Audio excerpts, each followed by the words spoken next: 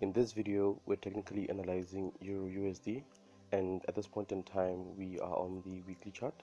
And what we see in regards to the weekly chart is that the market at this point in time is at a very strong level of resistance, as you guys can see.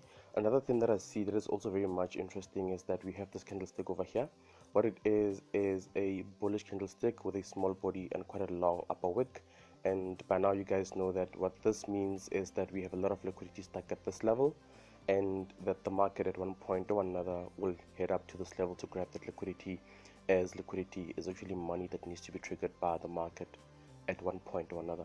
So for now, I'm just gonna mark this candlestick over here, where it actually ends. Just bear with me while I do so. Let's see, it's this actual candlestick over here, right?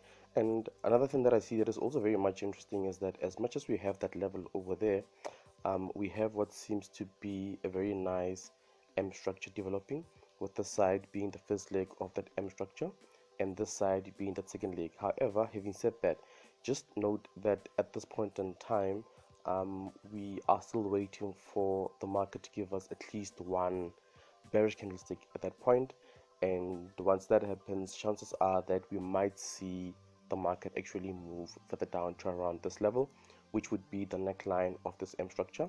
And at this point in time is where we would then wait for the market to close below that neckline, head up to the neckline again to test it, and at that point we would then look for further selling opportunities to around this level over here. Can you guys see that?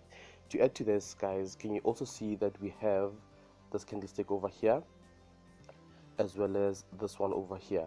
These two candlesticks are very much similar to this candlestick that I spoke about earlier, in that they too are liquidity candlesticks, and they are holding a lot of liquidity at those levels. And as I've said, liquidity is money that needs to be triggered by the market at one point or another. So as I've said, there is plenty of scope for the market to actually move further down to grab all of these liquidity points, right? Anyway, what I'm going to do now is mark those levels. Number one, I'm going to mark those two liquidity levels. I'll mark this one first, and then I will mark the one at the bottom, which is here, right? And we have another one actually at this level. Can you guys see that? I'm going to mark that one as well, as it's also very much important. Let's have a look. There we go, there we go, there we go. And then I'm just also going to just highlight that potential double top that we're waiting for at this point over here, more or less, right? Remember, we're just waiting for at least one candlestick at this point to close as a bearish candlestick, and in my humble opinion, this would confirm this very nice W structure. And should we get an entry at the top, which is at this point over here, my take profit would be somewhere around this level. Why do I say that level? That is because it's the neckline of this potential M structure, and at this point we would then look, or rather wait for the market to close below this level, head up to the level again to test it, and then look for further selling opportunities. Can you guys see that? Right. And just bear in mind that at this point in time, all I'm doing is just speculating, and I'm not saying that the market will unravel in the manner in which I'm describing. I'm just showing you some of the possible outcomes that we may encounter in as far as EUR/USD goes, right? Just also keep in mind that I spoke about this level over here, and I said that we have a lot of liquidity stuck at that level, right?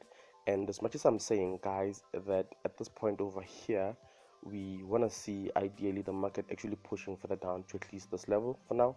What may possibly also happen is we might see the market actually disregard this level and continue to push further up to this level, which is where we have that liquidity that I spoke about earlier, and then we might potentially then see the market potentially move further down, perhaps to around that level. So that is it as far as the weekly chart goes. From here, what I'm going to do is head down to the daily chart, and here we are on the daily chart. Let's have a look as to what's happening on the daily chart. Let's have a look. Let's see.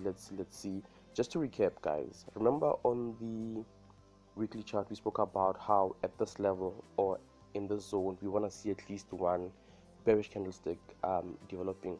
On the daily chart, we can actually see that we have actually a reversal candlestick pattern at this point. We have what we call railroad tracks, right? It's a reversal candlestick pattern, and it actually confirms that indeed we should be looking for potential selling opportunities at this point.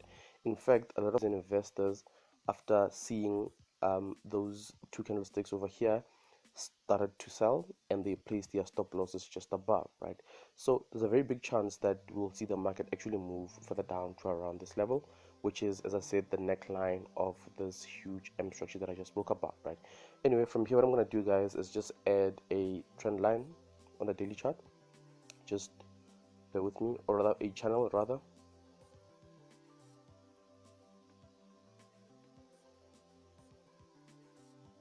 Just bear with me, guys, while I add my daily channel.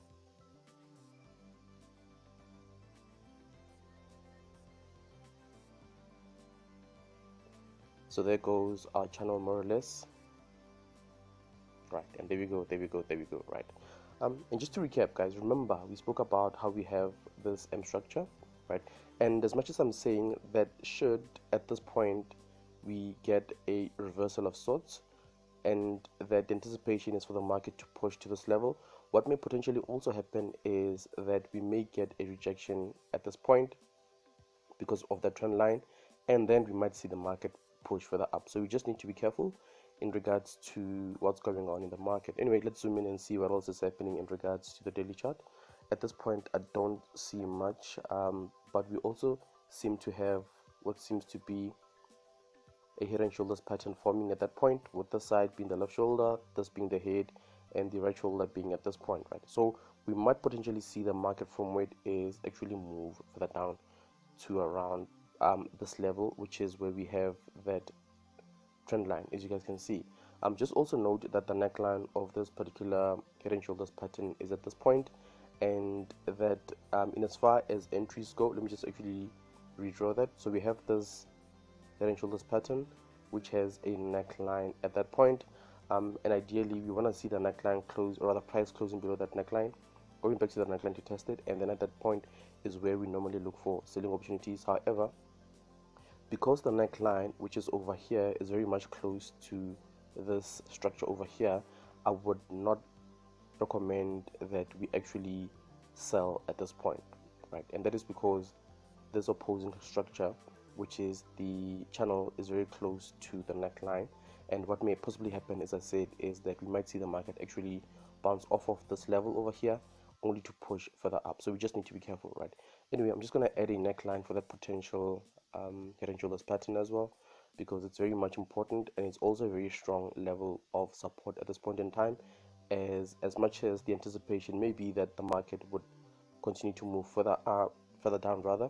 What may possibly also happen is that we might see the market, as I said, move further down to around this level only to push further up, or move further down to around this level where we have this trend line and only then push further up, right?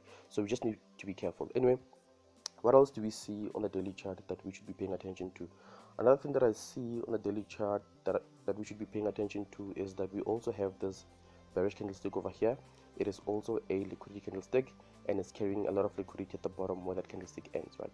Anyway, from here I'm just going to head down to the H4 chart, and here we are on the H4 chart. On the H4 chart, the first thing that I'm going to do is to just adjust my channel, so just bear with me while I do so. Let's have a look. Let's see. We could say more or less that this is our channel, which we drew actually on the daily chart. Let's have a look. There we go. That should be fine, right? That should be fine. Just to recap again, guys, remember on the bigger time frames we spoke about how we have this huge M structure, and that at this point and especially on the daily chart, a lot of traders and investors sold at this point, and they placed their stop losses just below, as the anticipation is for the market to move further down to around this level, which is where we have the neckline of this M structure. Also, we spoke about how we have on the daily chart this head and shoulders pattern, which has a neckline at that point, and we said that ideally we want to see the market close below this neckline, and normally we look for those potential selling opportunities.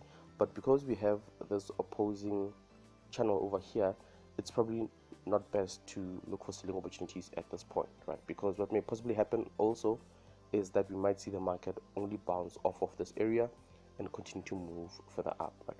So I hope what I'm saying makes sense, guys. Anyway, let's proceed. What else do we see on the H4 chart that we should be paying attention to?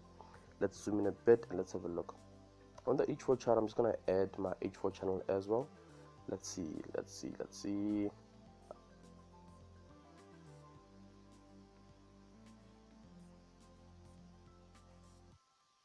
Just bear with me, guys.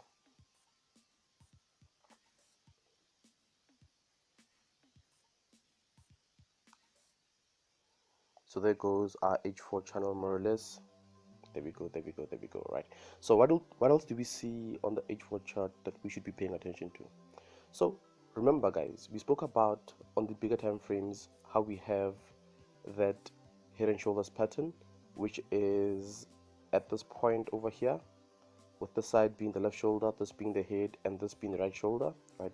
As much as we have that pattern, can you guys also see that we have an opposing structure in the form of a W at this point, which also has a neckline at that level, more or less? And we can see at this point that the market has actually closed above that neckline.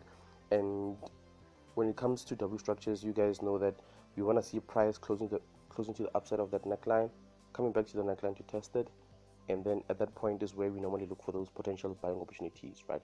So as much as that's the case, where we have this neckline over here and a W structure, and at this point we have price closing to the upside of that neckline, we can't really be buying at this point, right? And that is because, as I said, in my humble opinion, as things stand, we have what is this pattern over here, which is a head and shoulders pattern, right, that I spoke about. To add to this, remember I spoke about how we have this huge M structure and how a lot of traders and investors have actually sold at the zone, and the anticipation is for the market to push for that down to around this area in as far as some of those investors and traders go, right?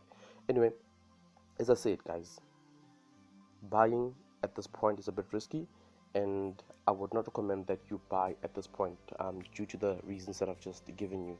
So another thing that I see that is also very much interesting in regards to the H4 chart is that if you look at this area over here, we have a lot of choppiness that's happening.